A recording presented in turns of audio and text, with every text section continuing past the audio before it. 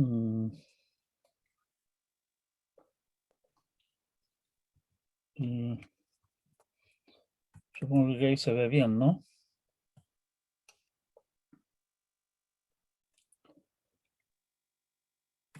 Que esta cosa está tan tonta. Esta cosa siempre ha sido tonta. O sea.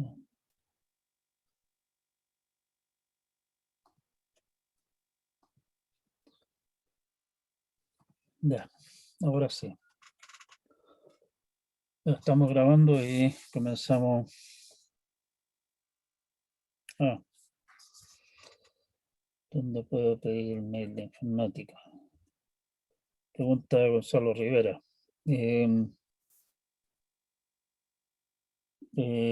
Debería, deberían haberte dado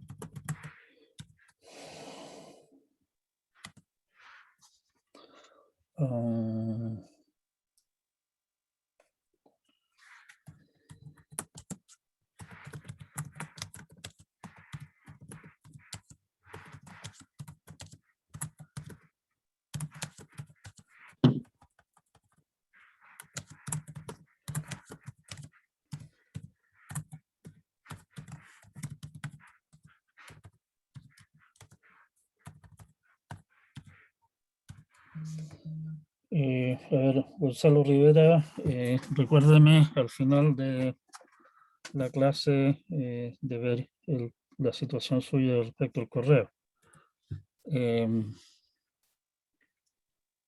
Sí, para no entorpecer, digamos, la clase como tal. Ya, Pero gracias. recuérdemelo porque yo soy pajarón y seguro que se me olvida si me deja solo. ¿Ya? Ya, pues, gracias. Errores. En la primera parte del curso vamos a dar una muy rápida revisión de lo que es análisis numérico, o sea, cálculo de toda clase de cosas, o sea, el cálculo del valor de alguna función, resolver ecuaciones, eh, calcular constantes, digamos, calcular una integral,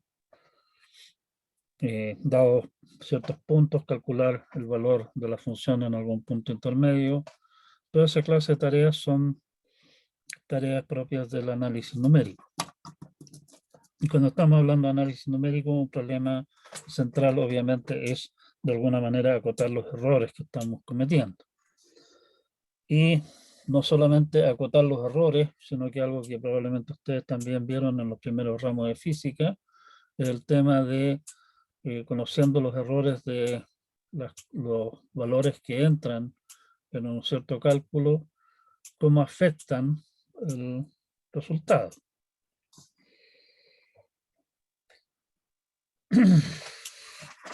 Como primera cosa, fuentes de error. Para obtener valores numéricos de alguna cantidad, llamémosle, de algún proceso físico, digámoslo así, se construye un modelo. De ese modelo se extraen las relaciones que sean relevantes para el problema y esas relaciones generalmente toman la forma de ecuaciones. O sea, qué sé yo, probablemente eso lo vieron ustedes en física, cuando uno considera qué es lo que ocurre cuando se lanza un objeto en forma vertical.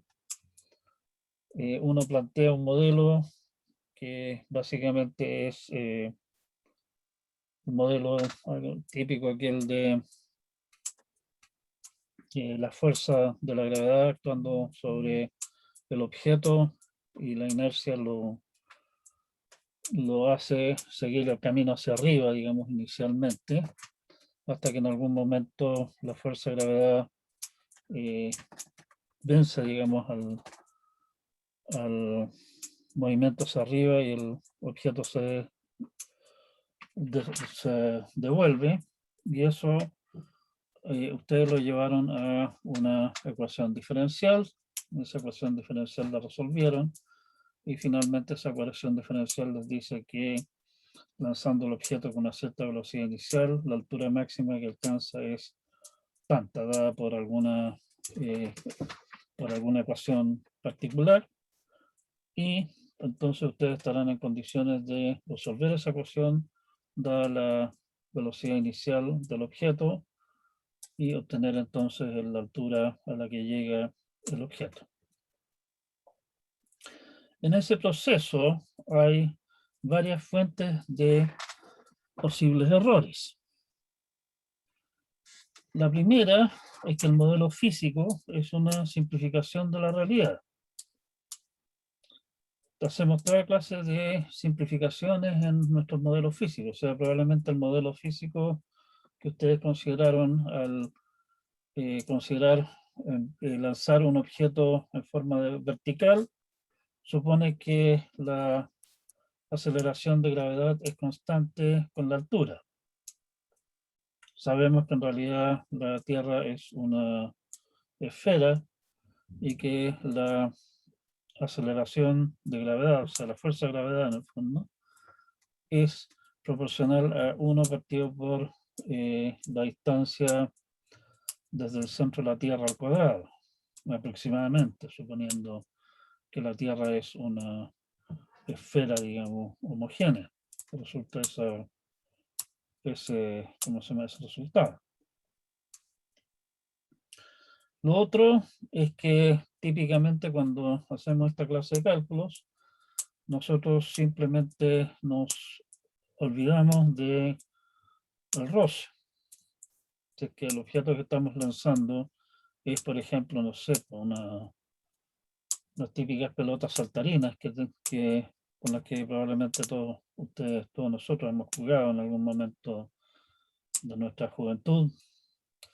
Eso es una buena aproximación, pero si el objeto que estamos lanzando es, por ejemplo, un globo, el roce del aire es un tema importante. Bueno, igual que en el caso anterior, la distancia al centro de la Tierra de una pelota saltarina, digamos, que nosotros podamos lanzar con la mano, probablemente a llegar a una altura de un par de decenas de metros, con suerte, y en ese caso la variación de la fuerza de gravedad con la distancia del centro de la Tierra básicamente no influye en la nada misma. Si es que lo que estamos haciendo es lanzar un objeto con la idea de que llegue a la Luna, bueno, la cosa cambia bastante, ¿sí?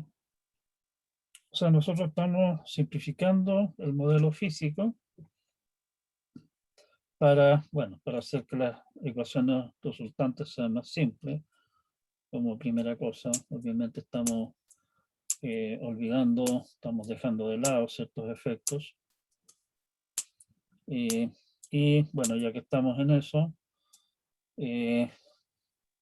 probablemente ustedes todavía no han tomado un ramo de física moderna o alguna cosa por el estilo, pero ustedes saben también de que el modelo de la física de Newton que nosotros estamos empleando es al final del día una simplificación, una aproximación, muy buena aproximación, pero aproximación al fin de lo que ocurre a nivel cuántico, ¿sí?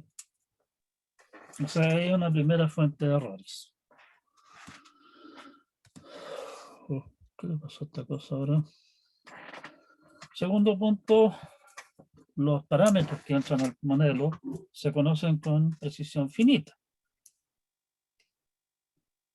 O sea, nosotros conocemos la aceleración de la gravedad, pero en el fondo utilizamos un valor de la aceleración de la gravedad, qué sé yo, 9,8 metros por segundo cuadrado, pero la aceleración de la gravedad en realidad se conoce solamente con cierta precisión, o sea, uno dice 9,8 metros por segundo cuadrado, pero podría ser un poquitito más o un poquitito menos. Incluso, ya que estamos en eso, por efecto de la rotación de la Tierra y el hecho de que la Tierra no tiene realmente forma de esfera perfecta, la aceleración de gravedad es ligeramente distinta en distintos puntos de la superficie de la Tierra. Un poquitito más baja arriba de un cerro que a la altura del mar. Pero las diferencias son mínimas. En todo caso, está eso. No conocemos los valores en forma realmente exacta, sino que solamente en forma aproximada. Siguiente punto, en el caso de lo que dijimos nosotros de lanzar un objeto como en este caso una pelota saltarina, digamos, en forma vertical, el modelo del caso lo podemos resolver por suerte, y bueno, por eso es que precisamente resulta ser tan buen ejemplo para primer ramo de física. Ese modelo lo podemos resolver en forma exacta. Hay otras situaciones en las cuales el modelo no lo podemos resolver en forma exacta, sino que solamente podemos encontrar soluciones aproximadas.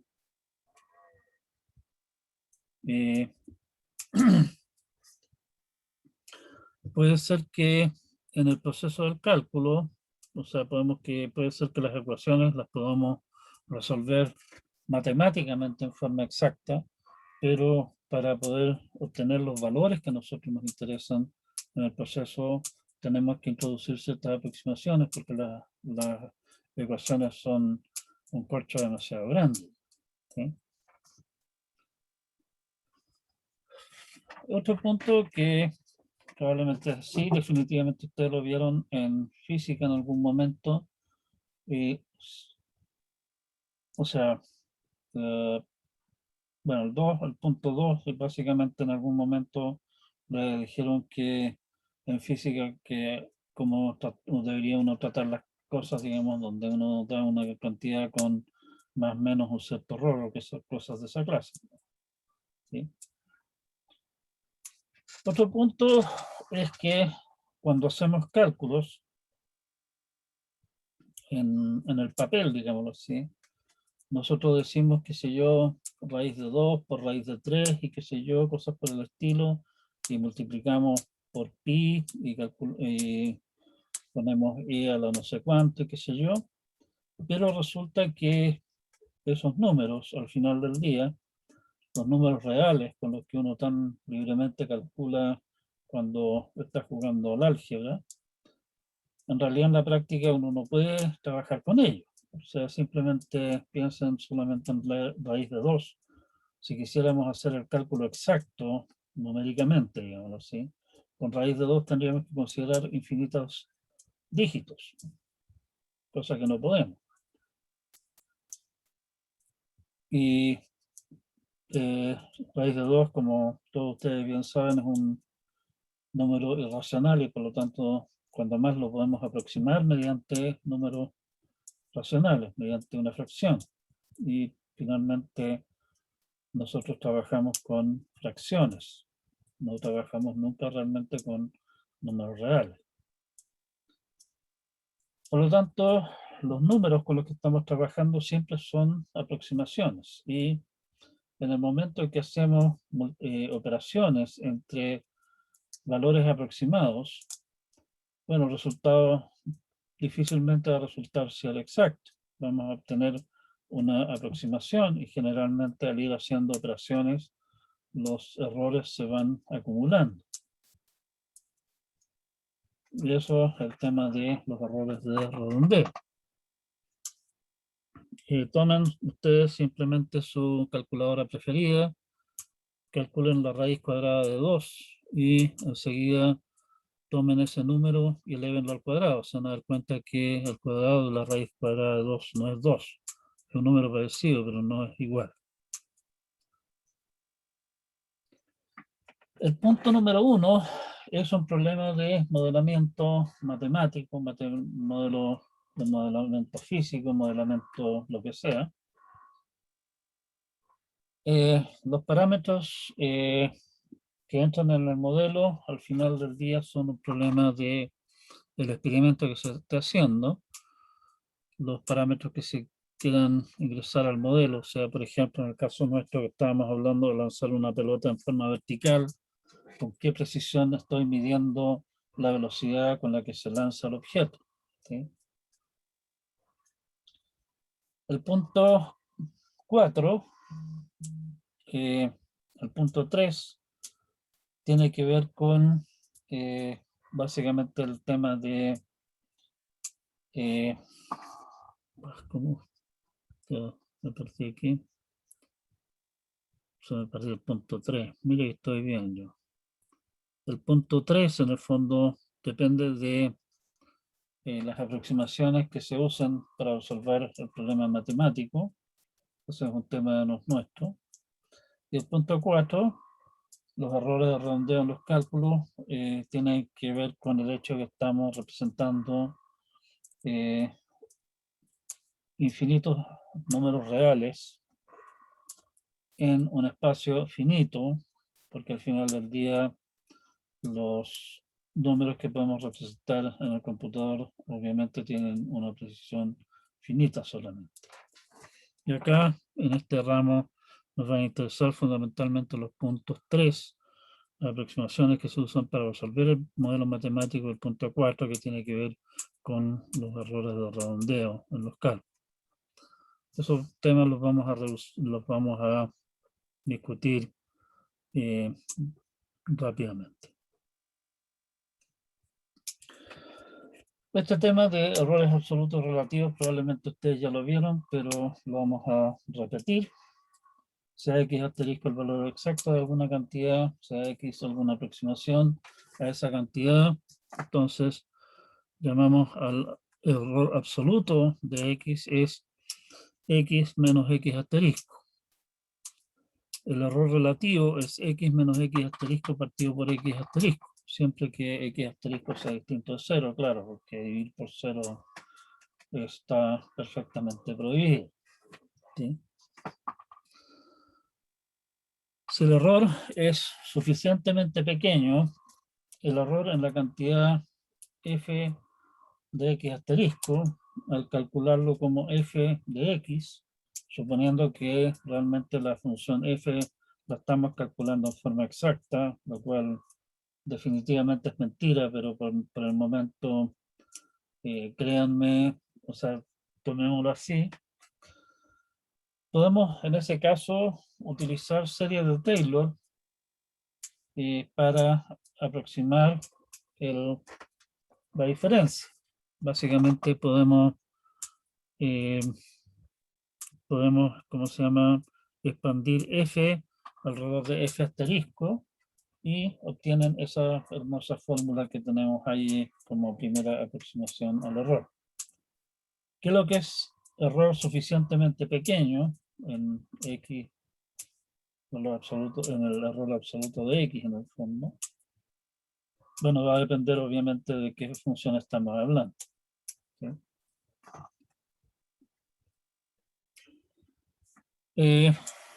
Toda la maquinaria que nosotros discutimos respecto de asintótica nos permite acotar o dar una cota más precisa a este tipo de cosas, y precisamente por eso es que introdujimos ese tema en esta rama, ¿sí?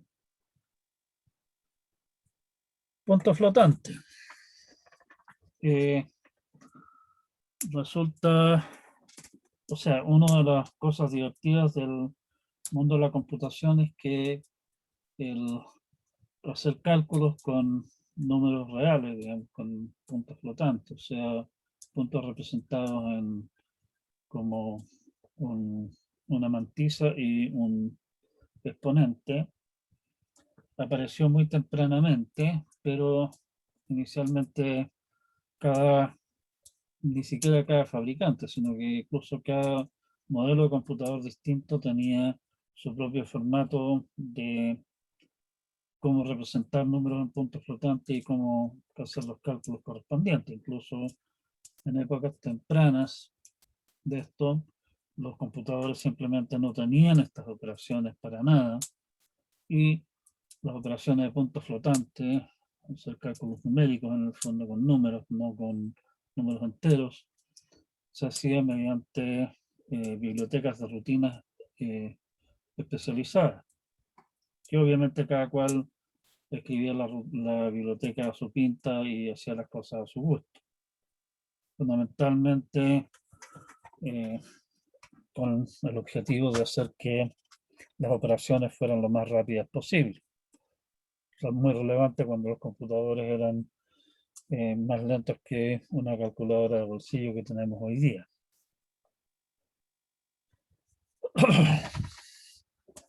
Hoy día, por suerte, más o menos, y aquí con esto hay que tener algún cuidado, si que realmente quieren hacerlo bien.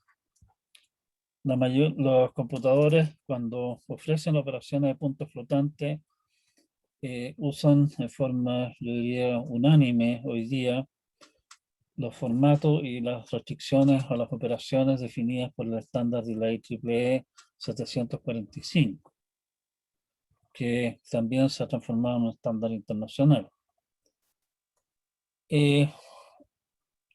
La idea es que las operaciones siempre cumplan con una regla bastante simple, que es la representación en puntos flotantes de un número X o de una operación entre dos números, etcétera, cumpla con que eso es igual a X por 1 más delta, donde delta es menor o igual que epsilon, donde epsilon es la precisión de los valores. O sea, básicamente el delta es el qué tanto me alejo del valor real, del qué tan lejos estamos, y el epsilon es lo que se conoce como el epsilon de la máquina, es el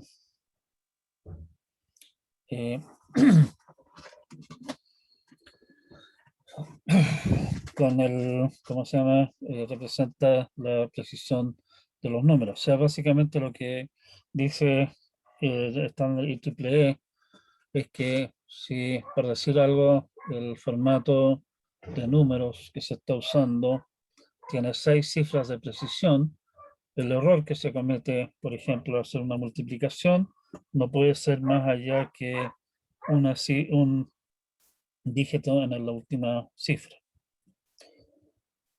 El epsilon de la máquina, como bien dice el nombre de la máquina, depende de la máquina con la que estamos trabajando. Hoy día las máquinas en realidad son bastante uniformes, digamos, en términos de los formatos que usan, pero el epsilon de la máquina depende al final del día del equipo que estamos usando.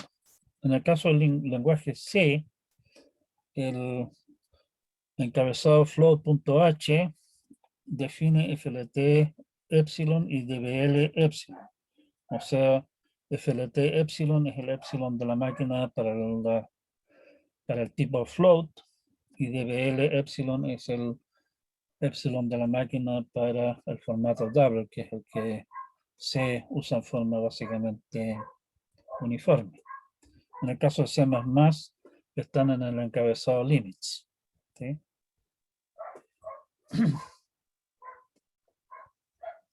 Multiplicación y división, por ejemplo, si yo tomo dos valores X e Y y los multiplico, en realidad lo que estoy haciendo es multiplicar, utilizando la operación de la máquina, la aproximación FL de X con la operación FL de Y, que siguiendo la exigencia de la IEEE anterior, es FL de X por 1 más delta X, el error que estamos cometiendo al aproximar X por un número en punto flotante, por Y por 1 más delta de Y, el mismo error para Y.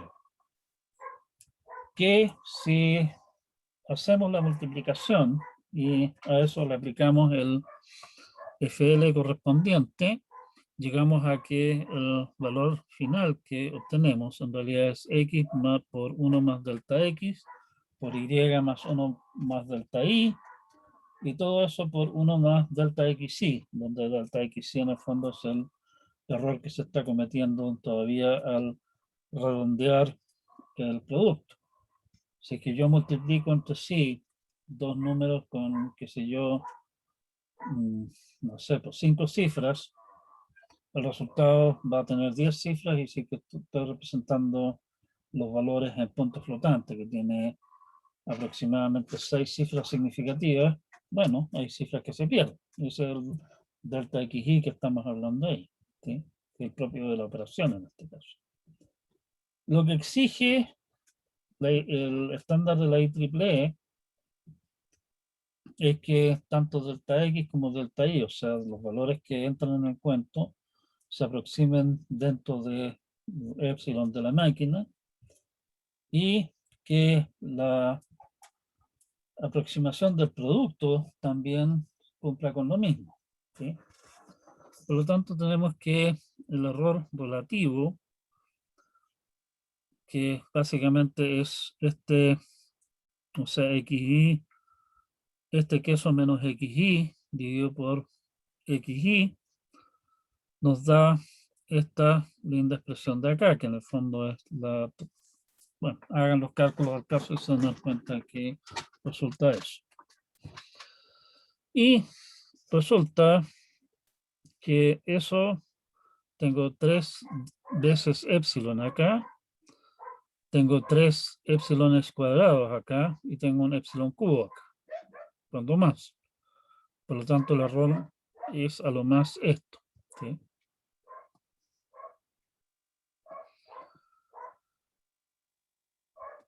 O sea, el error relativo va a ser aproximadamente 3 epsilon en este caso, en una sola multiplicación. Ahora, si ustedes se ponen a pensar de que en algún cálculo complejo no estamos haciendo precisamente una sola multiplicación, sino que estamos haciendo miles de multiplicaciones, obviamente esos errores se van a ir acumulando, ¿sí?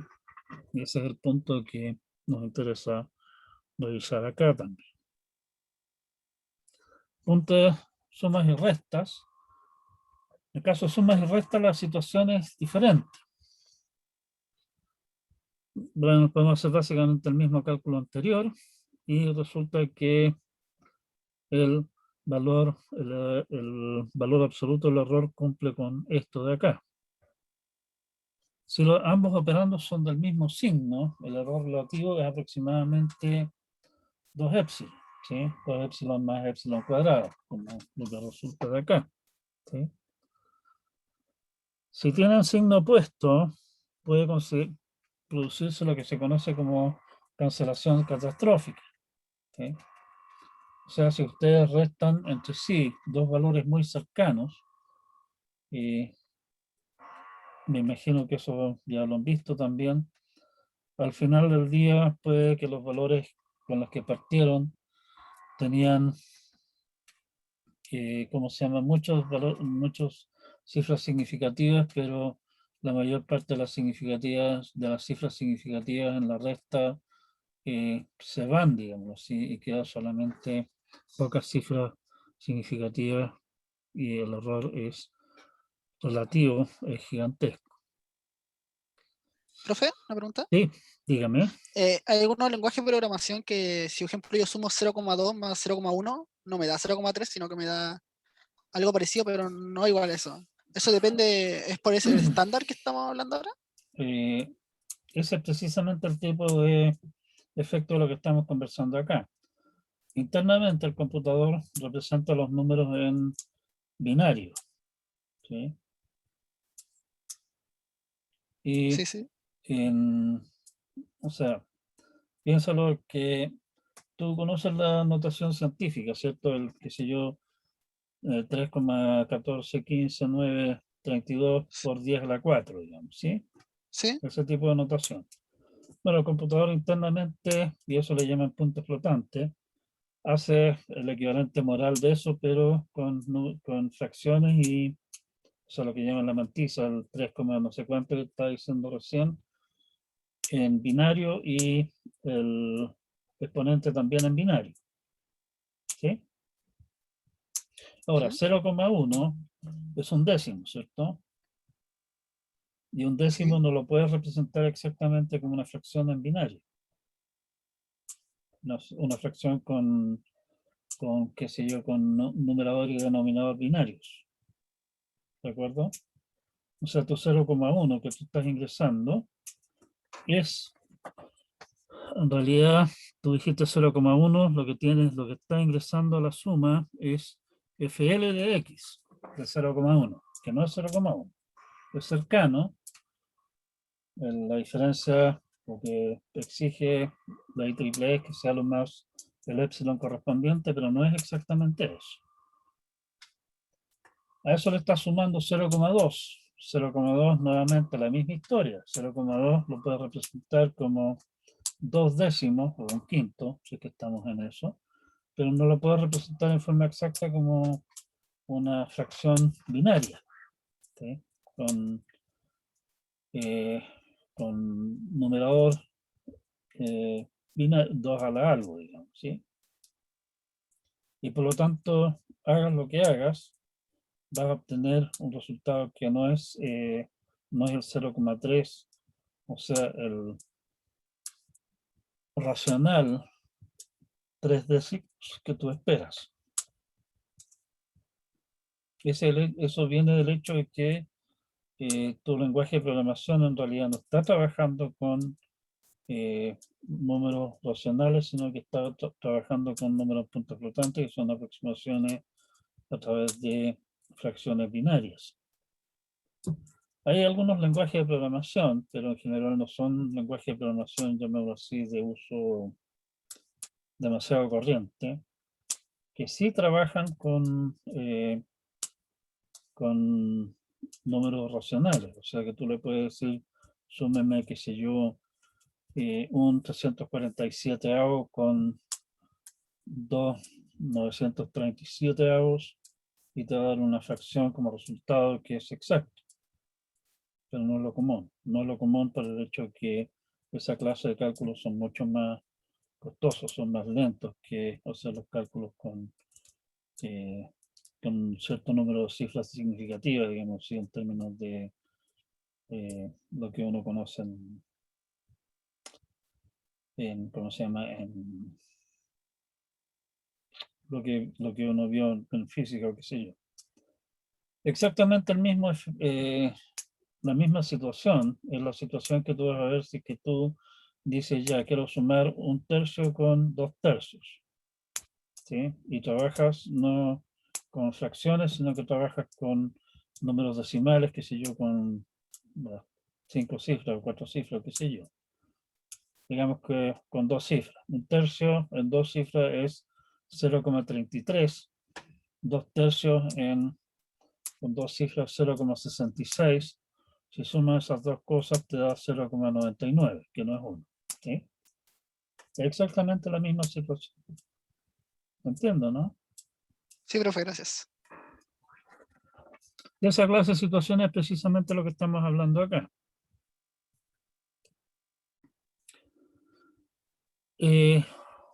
Consideremos el lindo polinomio que tenemos ahí. X a la cuarta menos 4xq más 6x cuadrado menos 4x más 1. Todos los coeficientes en realidad son números enteros, ¿cierto? Así que no hay problema de que estemos representando mal los coeficientes del polinomio. Los cálculos que vamos a hacer a continuación, en principio son perfectamente exactos. Y obviamente no faltará el experto por ahí que mire esa cosa y diga, oiga, me están pistoleando, esa cosa no es más que x menos 1 a la cuarta, ¿sí? Una manera eficiente de calcular el valor de un polinomio es el método de Horner, que corresponde a escribir el polinomio de esta manera así, factorizarlo de esta forma, lo que básicamente para cada término significa una multiplicación o una suma, lo que es bastante menos trabajo que lo que usa el método ingenuo de calcular las potencias de x multiplicarlos por los coeficientes y sumar el resultado. Vamos a usar esa técnica para calcular el valor de ese hermoso polinomio que tenemos aquí. Y para efectos del ejemplo, lo que estamos haciendo acá, vamos a hacer el cálculo en precisión simple, en float, en C, que son aproximadamente 6 cifras significativas, 6 cifras decimales significativas, para que se vea el efecto de errores intermedios en el resultado que estamos haciendo. El polinomio queda representado básicamente por el arreglo de los coeficientes, y la función Horner lo que hace es tomar un grado del polinomio, los coeficientes y un X, y calcula el valor del polinomio dado por esos coeficientes en el punto X usando el método de Horner. Y definitivamente esto está bastante mal intentado. Si hacemos el gráfico que corresponde a eso, sabemos que nuestra linda función tiene un 0 o sea, vale 0 cuando x vale 1. Obtenemos esta gráfica de acá. La gráfica celeste, digamos, esa curva suave que aparece ahí, es el valor exacto como debería ser. Y esos puntos medio desparramados que aparecen allí son los resultados de calcular el polinomio en una montonera de puntos alrededor de 1. Como ustedes ven, uno esperaría, en realidad, al hacer el cálculo, tener alguna cosa más o menos parecida a esa curva suave que aparece ahí debajo de toda esa cosa caótica. Pero lo que obtenemos realmente es una cosa bastante desordenada, distinta de eso, ¿sí? O sea, hay que tener cuidado al hacer los cálculos, incluso haciendo los cálculos de forma cuidadosa, podemos obtener resultados que no tienen nada que ver, ¿sí? Y si es que el día de mañana ustedes le preguntan, oiga, tiene esta ecuación de acá, dígame cuál es el valor, cuál es la raíz de esta ecuación, cuál es el cero, un cero de esta ecuación. Viendo estos números, nosotros diríamos, oiga, el cero está en alguna parte entre 0,98 y 1,02. No podemos dar realmente un resultado más preciso. O sea, obviamente sí vemos la fórmula, qué sé yo, y sabemos cuál es el resultado, pero desde el punto de vista de hacer los cálculos numéricamente, tendríamos que dar eso como un rango de los posibles valores en los cuales f es 0. ¿Sí? Estabilidad. La estabilidad es una característica del algoritmo. Un algoritmo es estable si básicamente los errores intermedios que se vayan cometiendo en los cálculos de alguna manera se autocorrigen, ¿sí? Vamos a ver algunas situaciones más adelante donde queda claro que esto es cómo funciona esto. En el fondo el punto es, por ejemplo, si estamos calculando alguna clase de un método aproximado que se va aproximando cada vez más a una solución a nuestro problema, si es que alguna de las aproximaciones la calculamos mal y aproximamos mal, el calcular la siguiente aproximación, eso obviamente nos va a entregar una aproximación peor que la que habríamos obtenido con el valor correcto, digámoslo así, pero de todas maneras igual debería acercarnos a la solución correcta, ¿sí?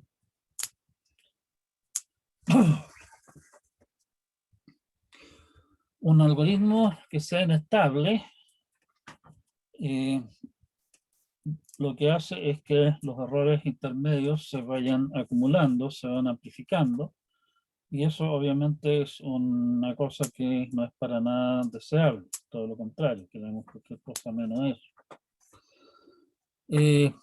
Obviamente es un tema importante considerar si nuestro algoritmo es estable o inestable. puede ser que en alguna situación particular en realidad no nos quede otra que recurrir a un algoritmo estable porque no hay nada mejor, en cuyo caso obviamente hay que tener mucho cuidado con lo que estamos haciendo. Un problema distinto es lo que se conoce como condicionamiento. Condicionamiento es una característica del problema. Se refiere a que pequeños cambios en los datos de entrada pueden cambiar fuertemente los resultados de lo. Obtener resultados precisos para un problema mal condicionado siempre va a ser difícil. Nunca va a ser fácil, ¿sí? Hay que tener mucho cuidado con eso, analizar con mucho cuidado lo que estamos haciendo.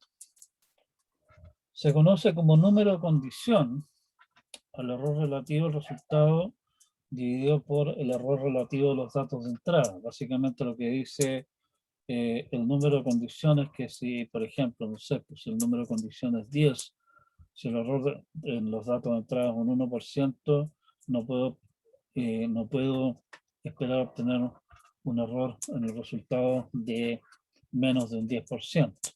¿Sí? Estamos hablando de esa clase de situación. Condicionamiento es un tema del problema, no del algoritmo. Como un ejemplo un tanto sorprendente de esto, cuando la computación era nueva, los verdaderos hombres escribían sus propias rutinas para hacer cálculos con números.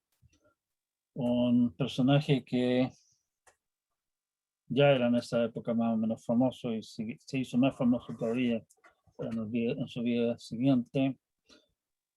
Wilkinson, en algún computador muy temprano, desarrolló, como era común en la época, una colección de rutinas para hacer cálculos en puntos flotantes, o sea, hacer cálculos como multiplicaciones, restas, sumas, sacar raíces cuadradas y cosas de esa clase. Y para revisar que su programa estuviera correcto, se dio el trabajo de cocinar un polinomio para el cual se conocían exactamente cuáles eran sus ceros y escribió también a su vez una rutina para encontrar los ceros de ese polinomio. Y echó a correr el cuento, básicamente como caso de prueba, y los resultados eran cualquier cabeza de pescado extraña, y estuvo de cabeza un par de semanas tratando de descubrir qué diantres, en qué parte había metido las patas y por qué estaba obteniendo esos resultados tan extraños, digamos, de valores que en realidad eran obvios. Pero no pudo encontrar ninguna pifia en sus problemas, en sus programas. Y se puso entonces a hacer un análisis del problema desde otro punto de vista. Estamos hablando de épocas tempranas de la computación, donde muchos de los fenómenos que estamos discutiendo ahora ni siquiera se sospechaban. Bueno, para ilustrar el fenómeno, consideremos este polinomio. El polinomio que usó Wilkinson era una cosa más parecida, pero más grande. Ese polinomio está claro que tiene como ceros x igual 1, x igual 2, hasta x igual a 10. Esos son los puntos en que ese polinomio es 0. Si hacemos los cálculos de los coeficientes de ese polinomio, se van a dar cuenta de que los coeficientes de ese polinomio son bastante grandes. ¿Sí? En particular, el caso del polinomio que tenía Wilkinson, los coeficientes eran lo suficientemente grandes como para que al hacer los cálculos correspondientes los coeficientes no se pudieran realmente representar en forma exacta en el formato de puntos flotantes que él está utilizando. Para ilustrar el fenómeno, vamos a introducir una pequeña perturbación en un solo término. O sea, básicamente consideramos el polinomio q de x, que es p de x más x a la quinta.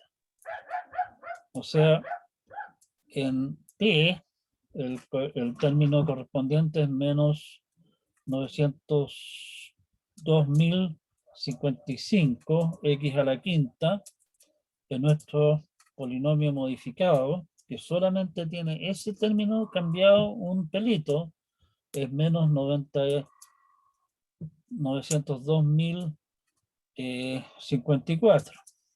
¿Sí? Si ustedes se fijan, eso significa un cambio microscópico en un coeficiente. Resulta que los ceros exactamente calculados del polinomio q de x son estos de allí. Si ustedes se fijan, el primero anda cerca. En realidad es lo que uno esperaría, ¿cierto? Que los resultados sean más o menos parecidos. El segundo, que debería ser 2, que es un poquitito, ya se empieza a alejar un poquitito. El tercero, que debería ser 3, ya esta cuestión no está muy bien. Po. El cuarto debería ser 4, el 3,8. Ya estamos mal. Pero la cosa realmente se pone exótica cuando llegamos a los otros ceros que nos van quedando. Resulta que los otros ceros son todos complejos, cuando en realidad de nuestro polinomio original los ceros obviamente son todos reales y más encima son enteros y aquí resultan unos números raros. Eso fue exactamente lo que le ocurrió a nuestro amigo Wilkinson. La explicación de este fenómeno, una explicación matemática completa, digamos, bastante larga, y hace uso de algunas herramientas que probablemente ustedes no han visto, así que no nos vamos a meter en eso, un correo entretenido. El punto sí es que en este caso un cambio realmente microscópico en uno de los datos que entran a nuestro problema nos dan resultados realmente completamente diferentes de, en este caso, los ceros que andamos buscando para nuestro polinomio. ¿Puedo preguntar algo? Sí, dígame. ¿Ese x elevado a 5 se reemplazó por el número de abajo? El menos... No. O sea, el polinomio q de x es el polinomio p de x más x a la quinta. Entonces O sea, lo de abajo... no es que esté cambiando el coeficiente, sino que simplemente el coeficiente de x a la quinta en el polinomio p es menos 902.055. En el polinomio q es exactamente el mismo polinomio, pero en vez de 902.055 tiene menos 92.054 x a la quinta. Ah, ya. O sea, como tú ves, en realidad el cambio en ese único coeficiente es un cambio mínimo, o sea, es la nada O sea, el misma. cambio fue sumarle x a la 5 una vez. Eso fue. Claro, a una vez. Y uno Ah, esperaría que con un cambio tan chico como eso, digamos, no debería cambiar mucho los ceros, ¿cierto? sí, Pero resulta que cambian de forma bastante brutal, digamos. Y ahora, obviamente, si es que cambiamos no solamente uno de los coeficientes, sino que cambiamos varios, la cosa aún empeora. ¿Sí? Bueno, de alguna manera, el coeficiente de aquí a las 5 es el más sensible, digámoslo así. Por eso estamos Pero, usando ese profe, ejemplo, pero sí, dígame. pero eso no, esto entonces dijo que dependía del algoritmo, ¿no? O depende No, del en este caso es un polinomio. tema del problema. Si tú te fijas aquí, lo que hicimos, lo que hicimos fue hacer un pequeño cambio en los datos de entrada del problema, que son los coeficientes del polinomio, y los resultados que estamos obteniendo, haciendo el cálculo en forma exacta, o sea, bueno, todo lo exacto que se puede, en el fondo. Estoy usé una rutina que básicamente usa precisión infinita, entre comillas, para calcular las cosas, para obtener los resultados de abajo. ¿sí? Y esos son realmente los ceros del polinomio modificado, el polinomio Q. ¿Sí? Sí, profe, gracias. Una manera más o menos rápida de entender el tema es lo siguiente. Si tomamos el polinomio P, ¿sí? O sea, si tomamos el polinomio Q y lo evaluamos en los ceros del P, o sea, en 1, en 2, hasta 10, ¿sí? Resulta que P de, qué sé yo, 10, por poner un caso, va a ser P, Q de 10, va a ser P de 10, que es 0, más 10 a la quinta, ¿correcto? ¿Se entiende? O sea, donde el polinomio P es 0, el Q es un valor bastante grande. Y eso es lo que explica de alguna manera el hecho de que los ceros de Q, que en realidad es un polinomio bien cercano a P, estén en lugares bien diferentes. ¿Sí? ¿Me explico o no se entiende ni jota lo que estoy hablando? O sea, entendí que en Q, cuando P de X es 0, Q realmente es X a la quinta. El X a Entonces la quinta, exactamente. la La diferencia es diferencia grande. entonces se puede hacer muy grande. Y eso hace que en realidad, como la diferencia es grande, digamos, P es 0, el Q no anda ni cerca de ser 0, entonces los ceros de Q van a estar en otras partes. ¿Correcto?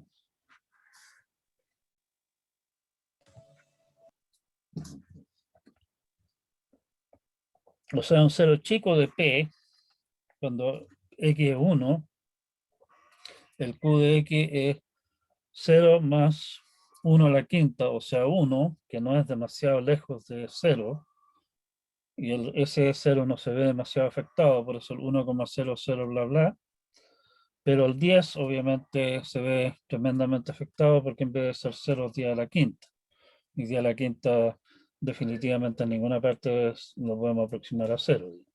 ¿Okay? Bueno, simplemente para tener presente esta clase de cosas, hablamos de las posibles fuentes de error que existen cuando uno está haciendo cálculos numéricos, que es lo que a nosotros nos interesa en la primera parte de análisis numérico del ramo. ¿Sí? Las fuentes de error las clasificamos como algunos errores que vienen de afuera, digamos, que nosotros no podemos hacer nada. El modelo que algún pajarón inventó para el problema no anda ni por las tapas, qué sé yo, eso ya no es tema nuestro. El personaje que debía medir la velocidad con la que se lanzaba la pelota no tiene la menor idea cómo medir velocidades y nos da cualquier resultado incorrecto, eso no podemos hacer nada nosotros al respecto. Las ecuaciones pueden estar erróneas o qué sé yo. Toda esa clase de cosas son temas que están fuera de nuestra responsabilidad. Si es responsabilidad nuestra, la parte de al resolver las ecuaciones, estamos introduciendo ciertas aproximaciones. ¿Sí? En realidad, en vez de resolver la ecuación exacta que me dieron, resuelvo una ecuación un tanto parecida porque la exacta no se puede resolver, por ejemplo. En los mismos cálculos estamos utilizando valores aproximados de las cantidades que entran.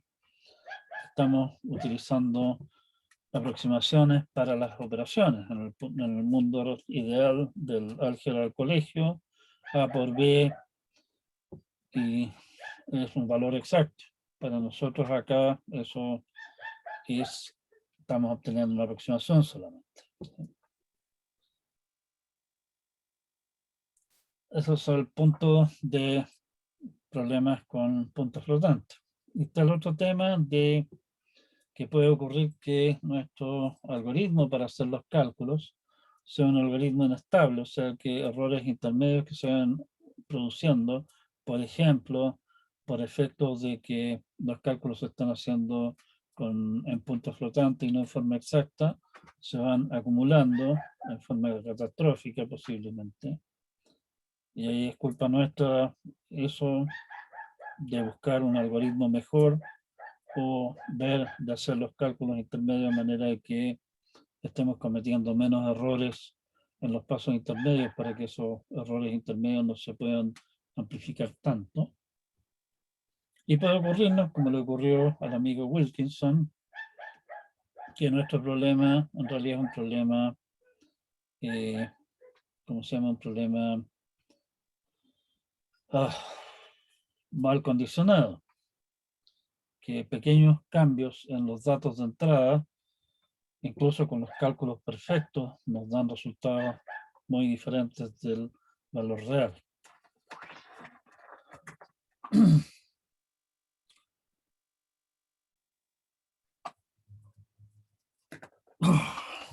Los métodos que se usan para estimar los efectos anteriores, tanto los errores propios del algoritmo, en estabilidad de aproximación en el método de cálculo, los errores de redondeo y el condicionamiento del problema, que cómo afectan pequeños cambios de los datos de entrada a los resultados que están obteniendo, se apoyan obviamente en lo que habíamos hablado antes de análisis asintótico, de cómo describir este tipo de cosas, ¿sí? En nuestra introducción más o menos somera a lo que es análisis numérico, vamos a meternos esta clase de problemas en general al bolsillo. Si es que ustedes tienen algún problema realmente muy importante, donde se requieren resultados de alta precisión, ahí realmente hay que meterle dientes a este tema y ahí probablemente hay que consultar con un experto al respecto. No lo soy yo, por si acaso. Estamos. Quedamos hasta acá. Estamos básicamente en la hora, según me dicen mis cálculos, digamos. No sé si queda alguna consulta todavía y de ahí vamos a entrar ya de lleno a, llamémosla, la parte de análisis numérico como tal, donde vamos a, en general, simplemente omitir estos efectos que estamos discutiendo acá. Eso no quiere decir que no existan, sino que nos vamos a omitir para no complicarnos demasiado la existencia, no meternos en Honduras, que esto es una parte de un ramo, cuando el tema de lo que es análisis numérico da fácilmente para un par de ramos, por lo menos, digamos, si se quiere tratar con la profundidad de vida. Estaba pendiente la situación de uno de ustedes, de Gonzalo Rivera. Gonzalo. Sí, le envié un mail a Cecilia Reyes y me acaba de contestar y me puso en contacto con quien debería asignarme el mail. Ya, perfecto. Así que, En todo caso, el contenido del repo en estos momentos ya ha cambiado un poco con respecto a lo que yo había publicado el punto .targz, que está junto con el apunte, digamos. Pero todavía no hay grandes cambios, ¿sí? En todo caso, cuéntame la próxima clase cómo te fue con esto para ver si se resolvió tu problema, ¿sí? ya, Y lo gracias. mismo, no hay nadie, no sé si hay alguien más que tiene un problema similar, que tiene problemas con acceso a la cuenta de correo en informática o algo.